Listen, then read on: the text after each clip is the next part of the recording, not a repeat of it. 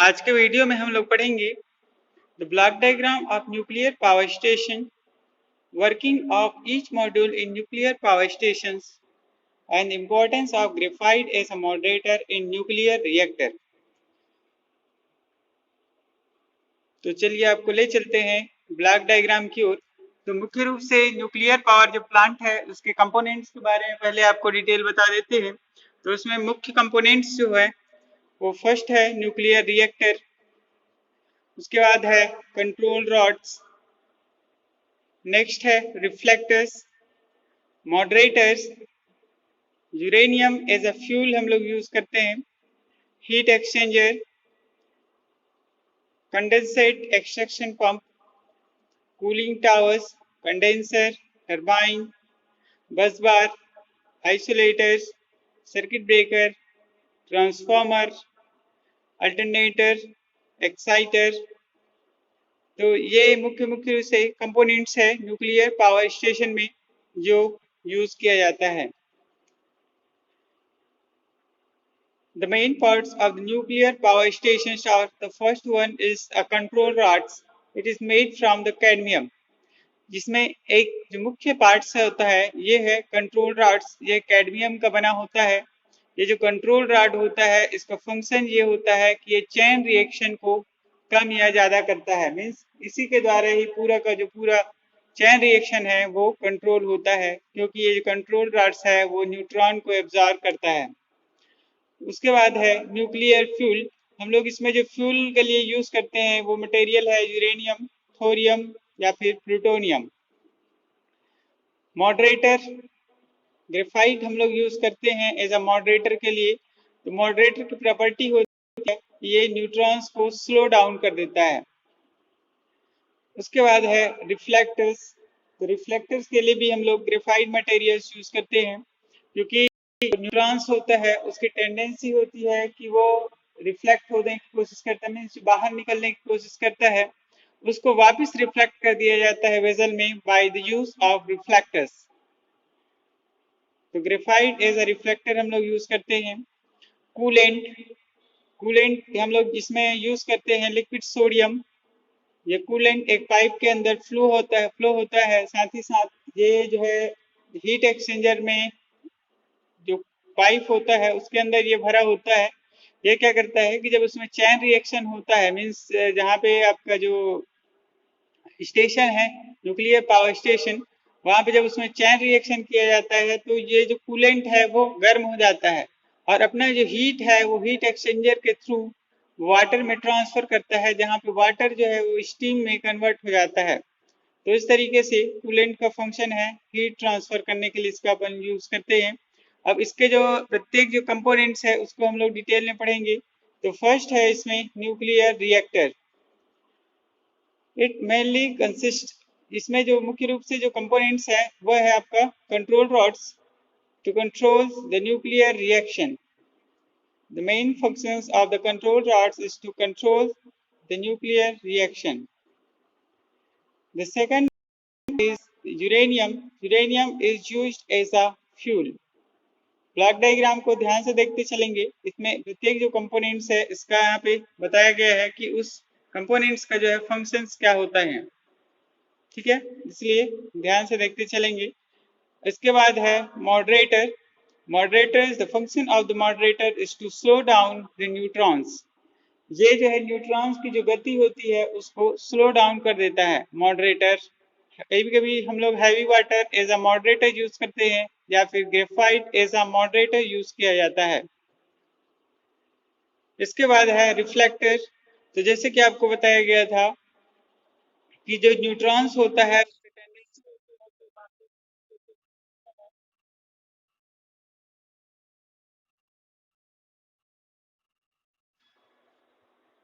ये जो रिफ्लेक्ट ये होता है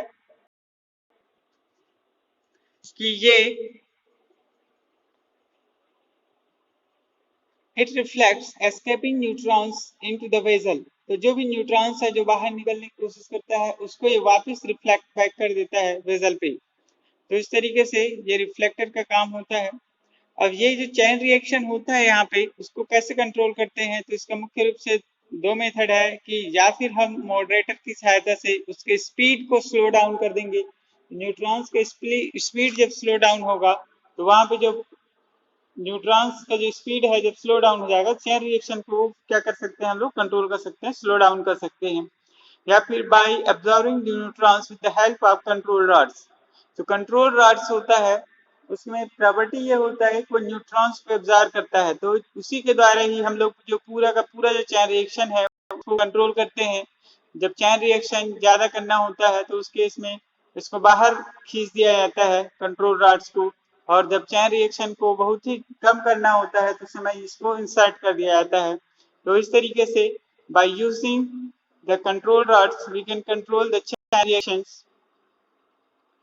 अब नेक्स्ट कंपोनेंट आपका बचा हुआ है हीट एक्सचेंजर। तो जैसे कि आपको डायग्राम में दिख रहा है कि ये जो न्यूक्लियर रिएक्टर है यहाँ पे क्या होता है, चैन रिएक्शन होता है, और ये जो पाइप है जो ट्यूब्स इसमें जो आपको दिखाई दे रहा है इसके अंदर जो कूलेंट है वो सर्कुलेट होता है। ठीक है, तो क्या होगा जब चैन रिएक्शन होगा तो उसमें जो कूलेंट है वो गर्म हो जाएगा उस चैन रिएक्शन के कारण से, क्योंकि बहुत हाई अमाउंट में हीट जनरेट होता है, तो उसके कारण से कूलेंट जो है वो गर्म होगा। और वो जो है हीट एक्सचेंजर में क्या काम करता है कि ये जो कूलेंट है अपना जो हीट है वो ट्रांसफर करेगा कहाँ पे, वाटर पे। तो इसका फंक्शन क्या होता है, it transform the heat at a high temperature and pressure and supplied steam to the boiler. तो ये जो है मुख्य रूप से अगर इस कूलेंट का या फिर हीट एक्सचेंजर का फंक्शन बोलेंगे तो ये हीट एक्सचेंजर का यही काम होता है कि जो कूलेंट का हीट है उसको वो वाटर में ट्रांसफर करता है।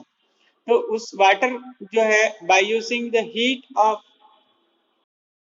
ये जो है वाटर जो यहाँ पे स्टीम में कन्वर्ट होगा, फिर उस स्टीम को हम लोग by the use of valve, इस वाल्व की सहायता से हम लोग टरबाइन्स में भेज दिया जाता है। ठीक है, तो इस तरीके से इसका फंक्शन होता है हीट एक्सचेंजर का, हीट को एक्सचेंज करने का काम करता है। उसके बाद है फंक्शन आता है टरबाइन का। तो जो स्टीम होता है उसमें काइनेटिक एनर्जी होता है, उसकी काइनेटिक एनर्जी को ये मैकेनिकल एनर्जी में कन्वर्ट करता है टरबाइन। ठीक है, तो इस तरीके से ये टरबाइन का फंक्शन है। हीट एक्सचेंजर का क्या यूज है तो एक बार फिर से देख लेते हैं। Here exchange the hot coolant to cold water, means इसका यही मेन फंक्शन है कि ये अपना जो हीट है वो कोल्ड वाटर को ट्रांसफर कर देता है। It is similar to a boiler drum where a steam generated by acquiring the heat from the coolant which acquires a temperature from reactor core.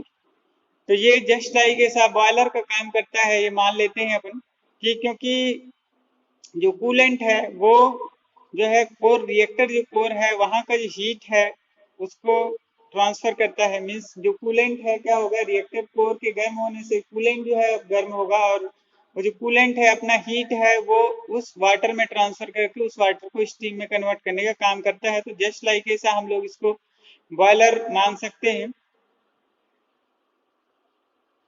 अब इसके बाद है नेक्स्ट कंपोनेंट कंडेंसर। क्योंकि जो एग्जॉस्ट स्टीम होता है उसको हम लोग फिर से रीयूज करते हैं, तो उस केस में क्या होगा, जो एग्जॉस्ट स्टीम है उसको कंडेंसर से गुजारा जाता है, जहाँ पे जो स्टीम है वो वाटर में कन्वर्ट होगा, फिर उस वाटर को वापस भेज दिया जाता है हीट एक्सचेंजर में, जहाँ पे वाटर फिर से उस हीट एक्सचेंजर में उस जो कूलेंट का जो हीट है उसका यूटिलाइज करके फिर से स्टीम में कन्वर्ट होगा, और वो स्टीम फिर से हम लोग टरबाइन में भेजेंगे। तो इस तरीके से ये स्टीम साइकिल चलता है। ठीक है, तो कंडेंसर का मेन फंक्शन है कि जो टरबाइन से जो प्राप्त एग्जॉस्ट स्टीम है उसको ये ठंडा करके वापस वाटर में कन्वर्ट करता है। इसके बाद है कूलिंग टावर। तो ये मुख्य रूप से इसका अगर फंक्शन देखेंगे तो for the recirculation of the water, क्योंकि जो कंडेंसर है उसमें स्टीम आता है, उस स्टीम को अपने को ठंडा करना होता है, तो उस स्टीम के कारण से वहां का जो वाटर है वो क्या होने लगता है, गर्म होने लगता है। तो वहां पे जो कूलिंग टावर है ये रिसर्कुलेट करता है वाटर को और वहां पे ठंडा रखने में मदद करता है। ठीक है, तो इस तरीके से ये मुख्य मुख्य कंपोनेंट थे। अब आपको ले चलते हैं अल्टरनेटर की ओर। क्योंकि टरबाइन और जो अल्टरनेटर है वो आपस में कपल्ड होता है, तो जिस स्पीड से आपका टरबाइन का जो रोटर पार्ट है घूमेगा, शाफ्ट घूमेगा, उस स्पीड से जो अल्टरनेटर का जो रोटर है वो भी घूमना स्टार्ट कर देता है। ठीक है, जिसके कारण से क्या होगा कि अल्टरनेटर से इलेक्ट्रिसिटी प्रोड्यूस होगा, जिसको हम लोग step up transformer, circuit breaker, isolator की सहायता से बस बार में भेज देते हैं।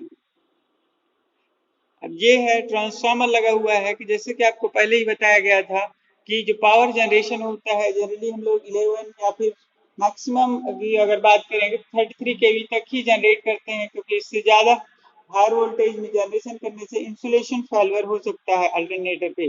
तो उसको ट्रांसफार्मर की सहायता से हम लोग स्टेप अप कर देते हैं और उसको आगे ट्रांसमिट करते हैं। तो मुख्य रूप से यहाँ पे ट्रांसफार्मर जो लगा हुआ है वो स्टेप अप ट्रांसफार्मर होता है। अब ये है आइसोलेटर। आइसोलेटर का मुख्य फंक्शन अगर देखेंगे, to make and breaks the circuit under no load condition. Isolator जो है ये फॉल्ट कंडीशन पे या फिर मेंटेनेंस पर्पस के लिए इसको यूज किया जाता है कि यहाँ पे जो मेंटेनेंस वर्क जब होता है तो उस केस में आइसोलेटर को नो लोड कंडीशन में ऑपरेट करते हैं, क्योंकि इसको ये लोडिंग कंडीशन में ऑपरेट करने से बहुत ज़्यादा स्पार्किंग होता है। तो इसका विशेष ध्यान रखा जाता है कि जो आइसोलेटर है वो हमेशा नो लोड कंडीशन पे ही ऑपरेट करते हैं। तो आइसोलेटर क्या होता है, जस्ट लाइक ऐसा स्विच का काम करता है, एक रॉड होता है जिसकी सहायता से हम लोग सर्किट को कनेक्ट या डिस्कनेक्ट करने का काम करते हैं। इसके बाद है सर्किट ब्रेकर्स। इसका भी काम वही होता है, जस्ट लाइक ऐसा आइसोलेटर की तरह ही काम करता है, बट ये ऑटोमेटिकली काम करता है। इसमें एक सेंसिंग डिवाइस होता है, रिले। रिले से प्राप्त सिग्नल के आधार पर सर्किट ब्रेकर किसी भी फॉल्ट कंडीशन पे सर्किट को ओपन कर देता है। जैसे ही आगे का जो कहीं पे भी अगर फॉल्ट आएगा तो रिले उसको सेंस करेगा और सर्किट ब्रेकर को सिग्नल देता है, जिससे सर्किट ब्रेकर ओपन हो जाता है, जिससे सप्लाई जो है वो कट ऑफ हो जाता है। तो इस तरीके से सर्किट ब्रेकर का फंक्शन होता है। It makes and breaks the circuit under all conditions. तो इसके लिए चाहे वो नो लोड हो, मींस ऑन लोड कंडीशन हो या ऑफ लोड कंडीशन हो, दोनों में यह वर्क करता है। ये ऑटोमेटिकली साथ ही साथ मैनुअली भी काम करता है। Bus bar, it is used to make common connections. इसके बाद है ट्रांसमिशन लाइन। तो बस बार की सहायता से आगे फिर उसको ट्रांसमिशन लाइन के द्वारा ट्रांसमिट कर दिया जाता है। फॉर द पावर ट्रांसमिशन के लिए हम लोग यूज करते हैं ट्रांसमिशन लाइन। और ये कंपोनेंट्स और बचा हुआ था मॉडरेटर। तो to slow down the neutrons, जो न्यूट्रॉन्स है उसको स्लो डाउन के लिए हम लोग मॉडरेटर यूज करते हैं। तो जैसे कि आपको बताया गया है कि यहाँ पे graphite as a moderator use किया जाता है। Advantage of the graphite moderators. इसका मुख्य रूप से एडवांटेज जो होता है कि it has a high thermal conductivity compare to other moderators.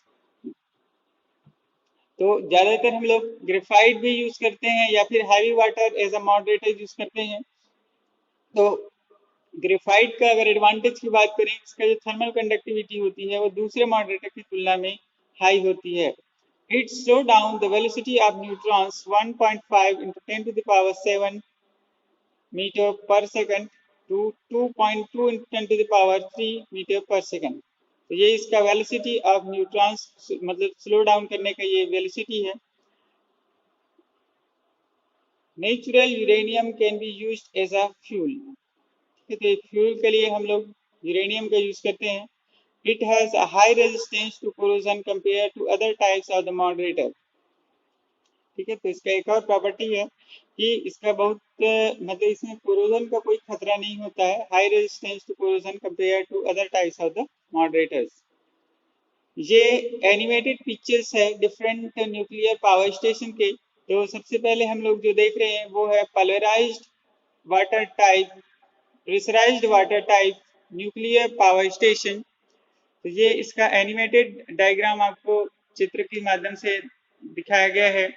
तो ये आपका रिएक्टर वेजल है जहाँ पे चैन रिएक्शन होता है। मीन्स सीधा सीधा आप बात कर सकते हैं कि वहाँ पे क्या होगा कि ये जो रिएक्टर वेजल होता है यहाँ पे चैन रिएक्शन होता है। मीन्स यूरेनियम जो 235 है या प्लूटोनियम कोई भी मटेरियल जो हम लोग फ्यूल के लिए यूज करते हैं, उसमें क्या होता है नाभिकीय विखंडन कराते हैं जिससे लार्ज अमाउंट में ये कंट्रोल रॉड्स इसमें दिया हुआ है। इसको क्या करने के लिए, चैन रिएक्शन को कम या ज्यादा करने के लिए। अब होगा क्या कि जैसे इसमें चैन रिएक्शन स्टार्ट होता है, हाई अमाउंट में टेम्परेचर जो है यहाँ पे स्टार्ट हो जाता है। तो इसमें कूलेंट हम लोग जो यूज करते हैं, तो ये जो कूलेंट है वो इस पाइप के अंदर फ्लो हो रहा है। ये जो आपका अंदर ये जो पाइप दिख रहा है रेड कलर का, में जो रेड कलर का जो ये सिंबल में दिखाया गया है, इसमें क्या है कि कूलेंट जो है वो फ्लो होते रहता है। तो कूलेंट जो है अपना हीट है वो, ये स्टीम जो जनरेटर है इसको जस्ट लाइक ऐसा आप मान सकते हो हीट एक्सचेंजर की तरह। तो कूलेंट जो है अपना हीट है वो इसमें स्टीम जनरेटर में ट्रांसफर करेगा। तो उससे क्या होगा कि यहाँ का जो वाटर है, जो स्टीम जनरेटर का जो वाटर है वो स्टीम में कन्वर्ट हो जाएगा, और ये जो स्टीम है वो कहाँ चला जाएगा, टरबाइन पे। मीन्स ये जो स्टीम है इसको हम लोग फोर्स के साथ अप्लाई करेंगे टरबाइन के ब्लेड पे, तो उससे क्या होगा, ये टरबाइन जो है वो घूमने लगता है। तो ये इसका एनिमेटेड डायग्राम है, आपको दिखाया गया है। तो टरबाइन घूमेगा, तो चूंकि आपका जो टरबाइन है वो इस अल्टरनेटर के साथ में कपल्ड है, तो उससे क्या होगा कि टरबाइन के साथ अल्टरनेटर भी घूमने लगेगा, और इस अल्टरनेटर से इलेक्ट्रिसिटी प्रोड्यूस होगा। इसको हम लोग आगे स्टेप अप ट्रांसफार्मर की सहायता से ट्रांसमिट कर देते हैं। उसके बाद डिस्ट्रीब्यूशन ट्रांसफार्मर की सहायता से स्टेप डाउन करके जो कमर्शियल यूज है उसके लिए हम लोग यूज करते हैं।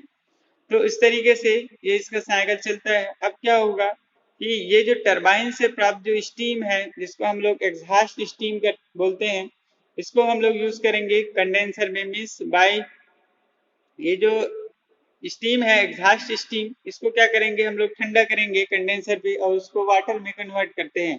तो जो एग्जॉस्ट स्टीम है ये कहाँ पे चला जाएगा, यहाँ पे कंडेंसर पे। तो ये क्या हो जाएगा, वाटर में कन्वर्ट होगा। फिर इस वाटर को इस पंप की सहायता से वापस हम लोग भेज देंगे स्टीम जनरेटर पे। तो वाटर का जो साइकिल है वो इस तरीके से चल रहा है। ये यहाँ से वाटर गया पंप की सहायता से, ये वाटर जो है स्टीम जनरेटर पे गया, फिर यहाँ से वाटर जो है स्टीम में कन्वर्ट हो जाएगा बाय द स्टीम जनरेटर, और ये जो स्टीम है वो कहाँ चला जाएगा, टरबाइन में। टरबाइन को हम लोग यहाँ पे घुमाने का काम करेंगे स्टीम की काइनेटिक एनर्जी का उपयोग करते हुए। फिर ये जो एग्जॉस्ट स्टीम है ये फिर से वाटर में कन्वर्ट होगा by the using of condenser. ठीक है, तो इस तरीके से ये जो है वाटर है वो सर्कुलेट हो रहा है। ठीक, तो ये इसका एनिमेटेड डायग्राम था pressurized water type nuclear power station का। अब आपको ले चलते हैं boiling water type nuclear power station. तो इसमें क्या होता है, boiling water type nuclear power station है, इसमें हम लोग जो है कूलिंग जो मटेरियल है उसका यूज नहीं करते हैं। जो डायरेक्ट जो वाटर है उसी को ही हम लोग जो ये जो वेजल है रिएक्टर वेजल, इसी में वाटर को जो है डायरेक्ट स्टीम में कन्वर्ट करने का काम करते हैं। तो नीचे से आप देख रहे हैं कि ये यहाँ से जो है वाटर इस तरीके से जा रहा है, और ये आपका रिएक्टर वेजल है। यहाँ पे क्या होगा, जब चैन रिएक्शन होगा, जब यूरेनियम 235 को न्यूट्रॉन के साथ हम लोग बम्बार्डमेंट करवाते हैं, चैन रिएक्शन करवाते हैं, तो उससे जब नाभिकीय विखंडन होगा तो बहुत ज़्यादा अमाउंट में हीट जनरेट होगा, और उसी हीट का हम लोग यूज करके ये जो वाटर है उसको हम लोग स्टीम में कन्वर्ट करेंगे। फिर ये जो स्टीम है वो कहाँ जाएगा, टरबाइन पे। टरबाइन के ब्लेड से फोर्स के साथ अप्लाई करेंगे, इसके कारण से ये टरबाइन घूमेगा, और ये अल्टरनेटर भी क्योंकि आपका जुड़ा हुआ है तो ये भी घूमेगा, इससे इलेक्ट्रिसिटी प्रोड्यूस होगा। इसको हम लोग यूटिलाइज करेंगे डोमेस्टिक पर्पस के लिए या इंडस्ट्रियल पर्पस के लिए, जो भी है। ठीक है, तो इस तरीके से ये boiling water type nuclear power station है, जहाँ पे डायरेक्ट हम लोग वाटर को स्टीम में कन्वर्ट करते हैं। ठीक है, तो इस तरीके से ये सर्कुलेट होते रहता है। ठीक, तो इसका हम लोग समरी देख लेते हैं। फाइनली जो भी आपने फंक्शन पढ़ा, तो मुख्य मुख्य जो कंपोनेंट्स हैं उसके क्या फंक्शंस होते हैं एक बार फिर से समराइज कर दे रहे हैं। तो जो फर्स्ट कंपोनेंट था वो था न्यूक्लियर रिएक्टर। तो it will act as a furnace, तो ये एज अ फर्नेस का काम करता है।